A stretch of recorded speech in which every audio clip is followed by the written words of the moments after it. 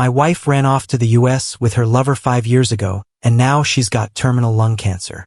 Before she died, she flew for over 10 hours just to see me one last time. With her final breath, she looked into my eyes and whispered in my ear, "Ben, I know you're a good man. Please take care of Eric and my child after I'm gone." When Tina passed, I wasted no time. I called someone to take her to the funeral home. No way I was spending money on a fancy hearse to move her unlucky corpse.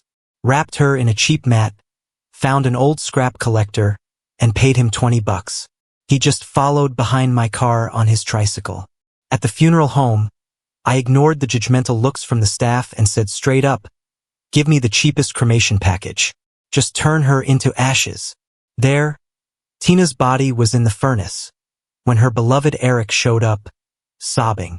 Looked like he was her real husband if you didn't know better. Internally, I was smirking. What a drama. Tina's love for him was something. Eric was holding a baby who just stared at him blankly. Once he composed himself, he came over to me straight away.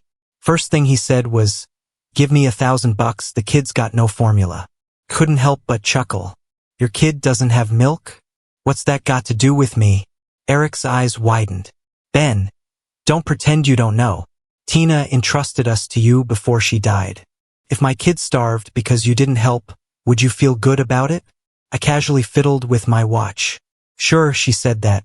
But I smirked. I didn't agree. She betrayed me and still wants me to take care of her lover and kid? No thanks, I'm not crazy. Eric got angry, raising his voice. "What do you mean, not real? You can't have kids." "I did what you should have. I fulfilled your duty as a son-in-law. You should be grateful. Treat me well. Help Tina raise her son. Don't you get it?"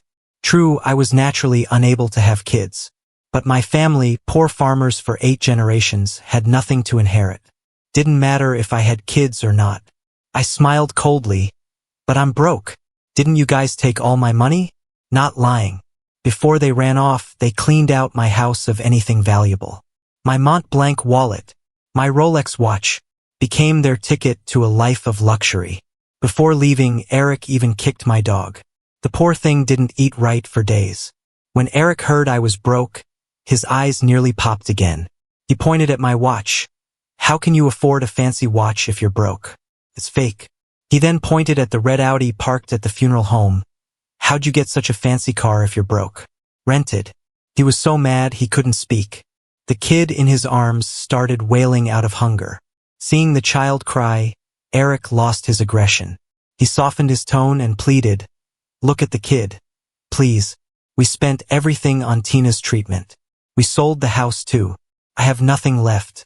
She told me to come find you. Said you were kind and wouldn't abandon her kid."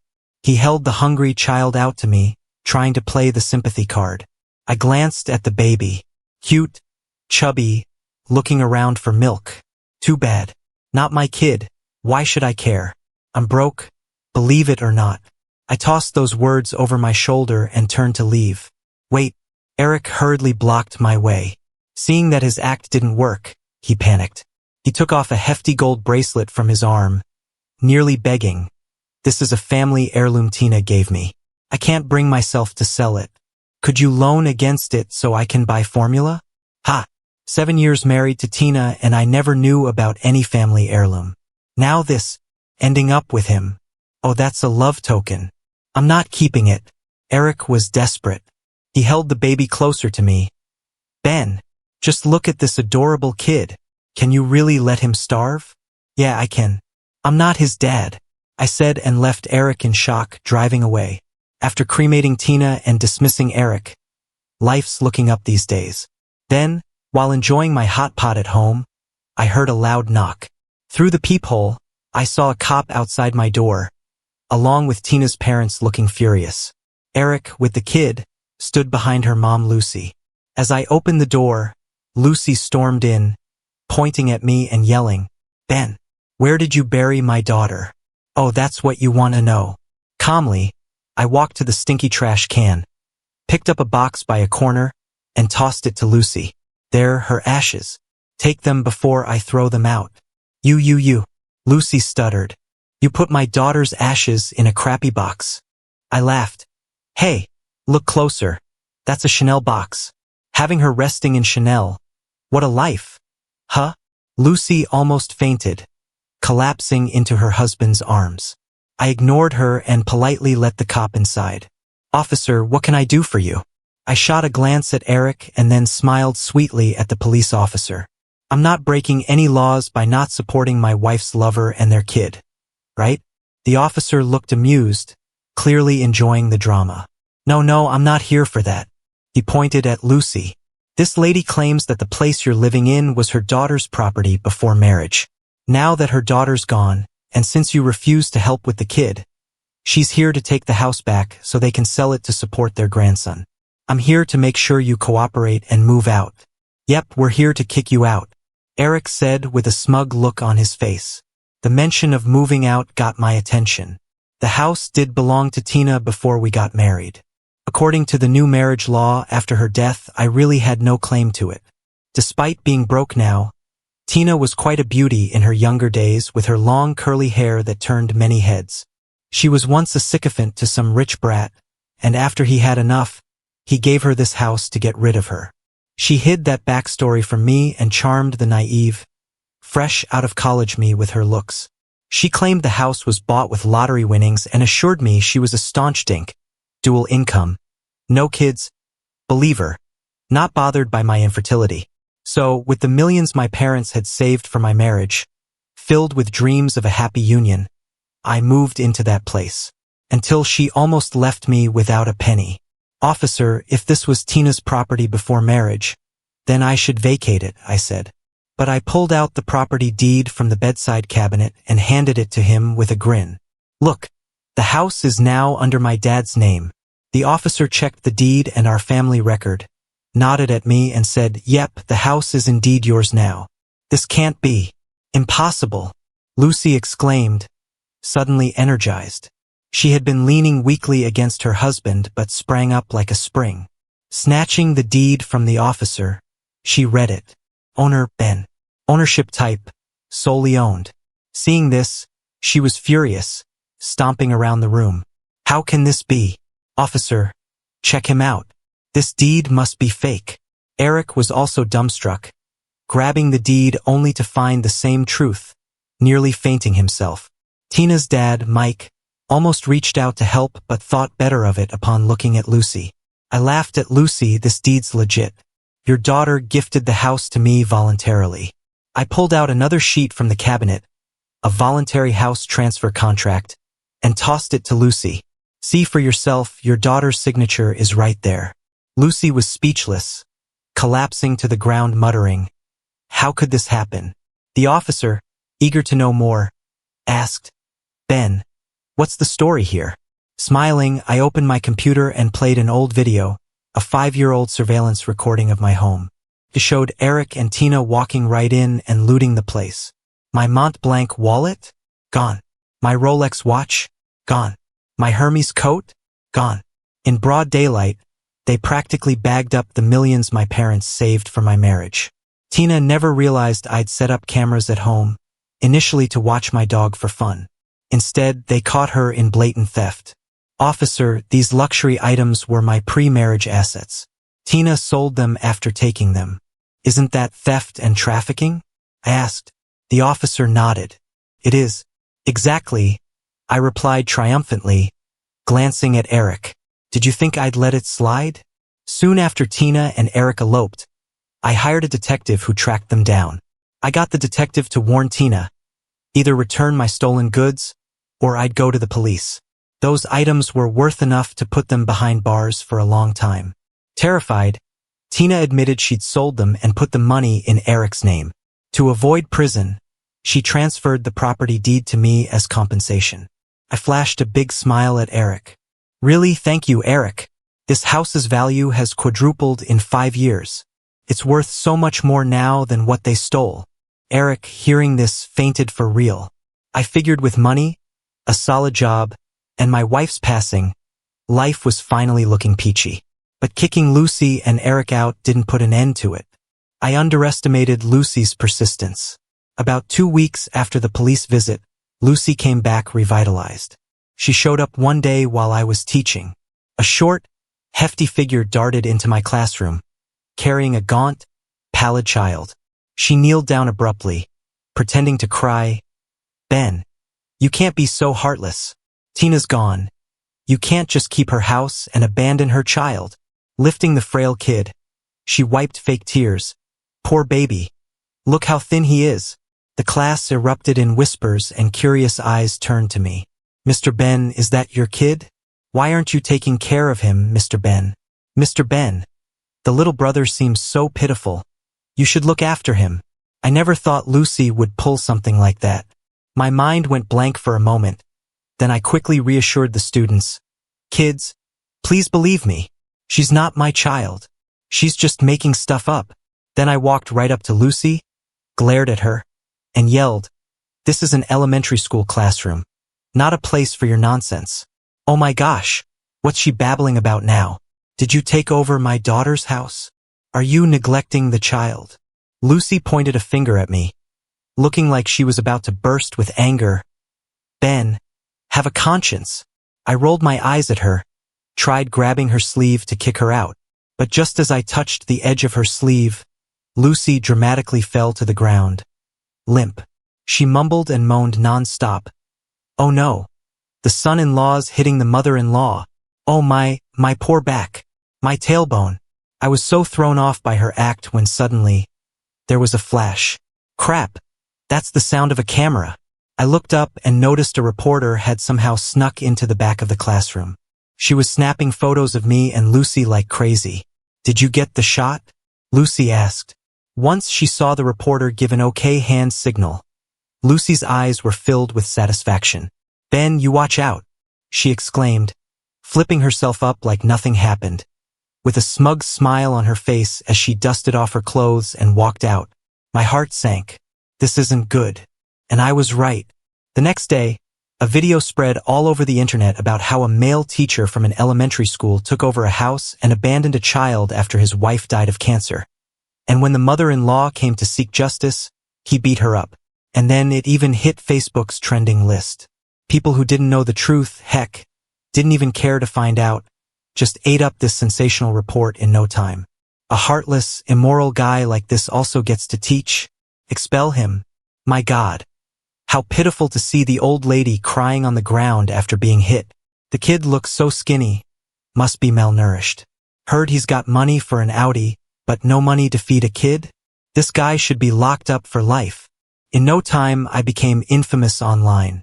People didn't even bother figuring out if that was actually my kid or if I really took over the place. Based on Lucy's crocodile tears, they already sentenced me in their minds. The online harassment was relentless.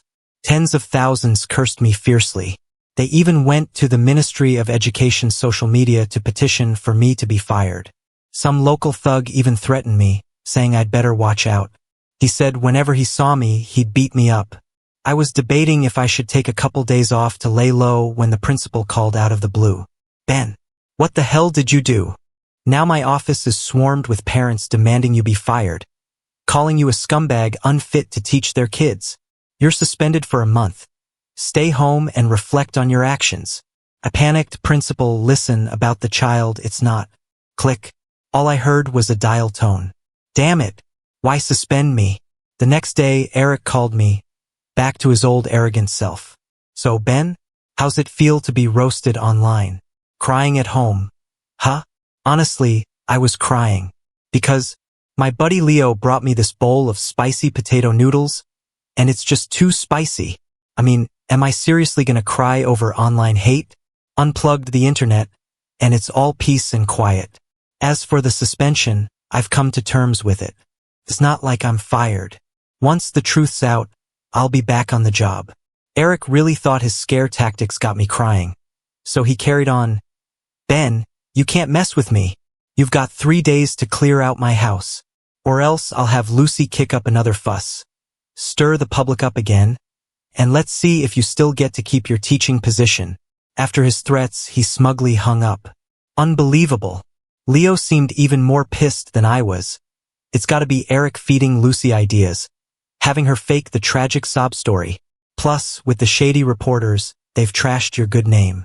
But then, he gave me a sly grin. We're not without our own cards to play. What have you got in mind?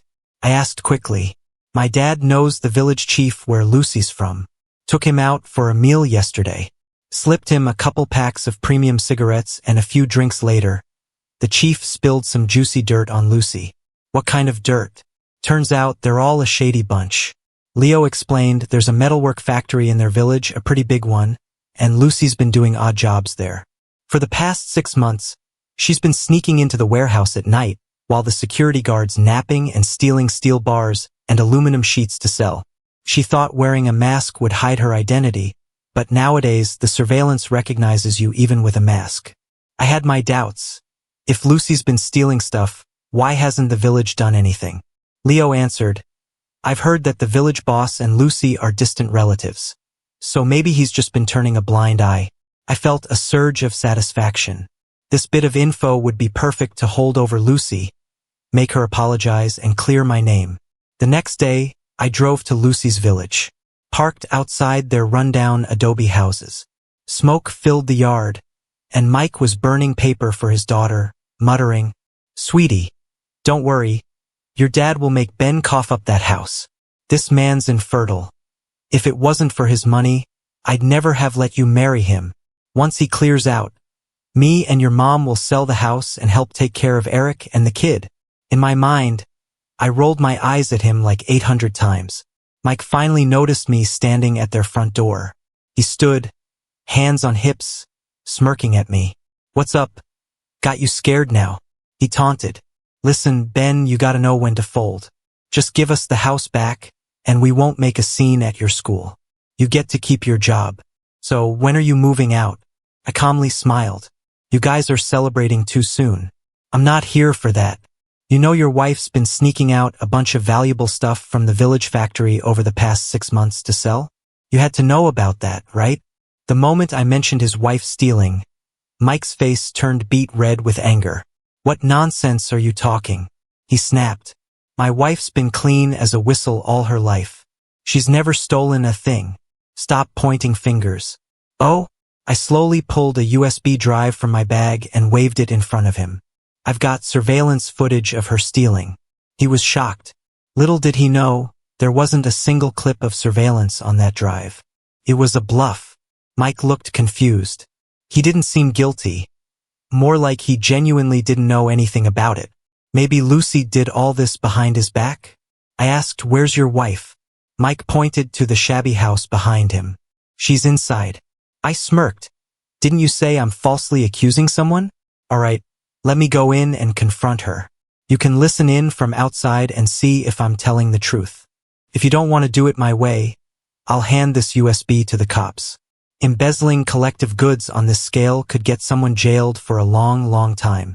Your wife will be stuck in prison forever. You're gonna be stuck bringing her prison meals.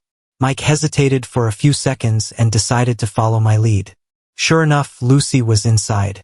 When she saw me, she wasn't very approachable either. I wasted no time. Stop causing trouble at the school, I said. Lucy rolled her eyes. Give up the house first. All right then, playing hardball it is. I stared her down. Don't blame me when I don't hold back. I know your secret. What if it slips out? I hinted. How would you face the whole village or your hubby? Lucy was stunned. She sneakily glanced toward the door to make sure Mike wasn't there and then looked back at me. Her tone softened. How much do you know about me and Eric? What? Her and Eric? Wow. Unexpected bonus round. I suddenly remembered Eric's forearm and that dazzling antique gold bracelet. I played it cool. The gold bracelet. The mention of the bracelet brought a look of desperation to Lucy's face. She sighed and started reminiscing while I just watched. Intrigued. You know, from the first moment I laid eyes on Eric, it stirred something in me. She confessed. He looked so much like my first boyfriend. My first love was a city youth forced to work here in the countryside. He kicked me to the curb to return to the city, but I could never let go. I've thought about him my whole life.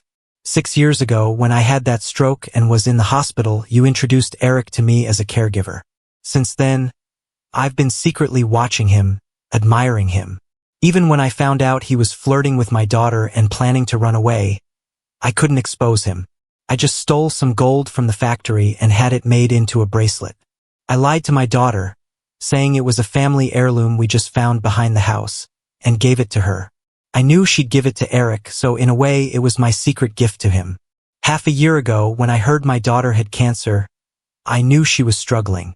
I kept stealing from the factory and sending her money to make her life a bit easier. Oh my! I was almost in tears. Such a poignant, secret love story. Weirdly touching.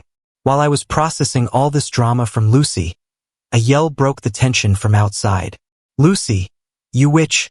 Mike kicked the door open, bursting in with a shovel in hand, eyes blazing with anger, ready to strike. "You dared cheat on me with that pretty boy," he yelled. "I'm gonna end you today." Whoa. Better keep my distance before I get splattered with anything. I shot Lucy a pitying look and quietly snuck out. With Mike now busy planning a divorce and seeing Eric as his top enemy, they wouldn't care about me anymore. Naturally, they stopped stirring up trouble and my internet drama began to fade. A month later, the principal told me I could return to teaching. I strolled to my car, whistling happily. Suddenly, a scruffy man appeared right in front of me, grabbing my arm. I glanced, only to recognize the once high and mighty Eric. I was more disgusted than surprised and tried to shake him off, but his grip just tightened, pulling me down onto my knees. Couldn't believe it. What act was he playing now? Eric pulled out a report from his pocket, handed it to me with a sad face. I read it. Stomach cancer, late stage. Oh, no wonder he and Tina were made for each other. They even had diseases in sync. Lung cancer, stomach cancer, a match made in tragic irony. I tossed the paper at him. "Why are you coming to me because you got cancer? I'm not lending you money for treatment." Eric clung to my leg. "I'm not here to borrow money." He went on. "The doctor said there's no way to treat my illness here, but there's hope in America. Lily's a doctor in the US, right? Please, help me get in touch with her. Tell her I'm sick. She wouldn't ignore me." Hearing him mention Lily, my blood boiled. I couldn't help but kick him away. "Lily? You think you can even mention Lily's name? Back then, my sister loved you so much, she didn't care you weren't as educated as her. She still introduced you to our parents and asked me to help you find a job. I thought you were smart enough, so I let you take care of Tina's dad for a bit. I didn't expect you to hook up with Tina. You two did stuff in the new house my parents prepared for you." I yelled at him. "Do you know how long it took for Lily to get over you? If it wasn't for you, she wouldn't have left for the US. Get over it. Lily hates your guts. She's forgotten all about you." Eric shook his head stubbornly. "No way. No way. Lily said she'd only love me in this life. She can't have forgotten me. If she didn't love me, why did she leave so far? Tina's dead now, I'm single again. Tell Lily I'm willing to start over with her. She'll agree for sure." His delusions made me sick. "Fine." I pulled out my phone. "You think Lily still loves you? Let's call and ask." Under Eric's eager eyes, I dialed the phone. I put it on speaker. "Hey sis, Eric wants to get back with you. Oh, and he has stomach cancer, wants you to help in the US. Before I could finish, there was a thunderous roar from the other end. "Tell him to get lost." The light in Eric's eyes dimmed away. I sneered at him. "Hear that? Lily got over you a long time ago. I heard from my dad. Mike and Lucy are getting divorced. He heard Mike knocked her out with a shovel. It's scary. He was so mad he went to the police and ratted her out, saying she was embezzling. She barely recovered and got hauled off to jail. Mike despises Eric now, including his grandson too. Eric knows he's dying and wants to entrust the child to Mike. But Mike's heart is like rock. He threw them both out." Leo lounged on my couch, drinking, as he shared the latest gossip with me. I took a sip, nodding in satisfaction. Never expected Mike to be such a no-nonsense guy. Leo and I were just talking about how Eric brought this on himself when we heard a faint baby's cry at the door. When I opened it, there was a basket with a baby inside. He blinked up at me, innocent and wide-eyed. "Isn't this Eric's kid?" Leo was shocked. I looked around. Not a trace of Eric anywhere. Damn, did this guy ditch his kid and run? "Oh, there's a letter in the basket." Leo fished out a piece of paper from under the baby. Ben, I'm sorry I hurt you and Lily. Getting stomach cancer is karma. I have no money for treatment, so I'm going back to my hometown to wait for the end. I'm not afraid to die, but I am afraid no one will care for my child. Mike hates the kid and Lucy's in jail. After much thought, I figured you're the best one to raise him. Because after all, he's Tina's son, and you once had a bond, as husband and wife. You're kind and have a big heart. I trust you'll care for him till he grows up and gets married. You can't have kids, so having a son to take care of you works out well. I can't offer money, but I'm leaving you the gold bracelet from Mike's family. This letter stunk of emotional manipulation, and it nearly made me and Leo puke. Eric, your plans are shamelessly bold. You and Tina lived on my dime for 5 years, and now you're asking me to raise your kid? Do I look like a fool to you? Leo asked tentatively. You're not seriously going to take care of him, are you? I shot him a glare. Do I look like I have a screw loose? Leo breathed a sigh of relief. He pulled out that glittering bracelet from the basket's bottom. I said, that's stolen loot from the factory. I should take it to the police. Wait. Leo weighed the bracelet, looking puzzled. The weight's off. Doesn't feel like gold, more like some rare metal. He's a physics teacher, he knows his metals. Don't take it to the police just yet. Let me check it out in the lab. 2 hours later, Leo called. Sounding pretty excited, he told me, Ben, I figured out why Tina and Eric both got cancer. That bracelet isn't gold. It's some kind of alloy with high radium content. Just gold-plated. Radium? Isn't that the stuff that gives off natural radiation constantly? No wonder they both got cancer. Living with this thing, it's like being in a reactor. Marie Curie died because of it. Tina and Eric were soaking up radiation for 5 years. No wonder one got lung cancer, the other stomach. Lucy never expected it either. Her eager gift to her lover turned out to kill them and her daughter by extension. So Ben, what are you going to do about the baby? I looked down at the peacefully sleeping infant in the basket. His face was untainted, as if not touched by his parents' sins. His lashes fluttered, dreaming a sweet dream. I picked up the child and headed to the precinct. Officer, I found this baby. I asked the officer what happens to a foundling. They said he'd be sent to an orphanage, waiting to be adopted. His future, good or bad, won't have anything to do with me. I might pray he gets a loving adoptive family. Tina wasn't wrong. I'm a nice, caring, and forgiving guy at heart.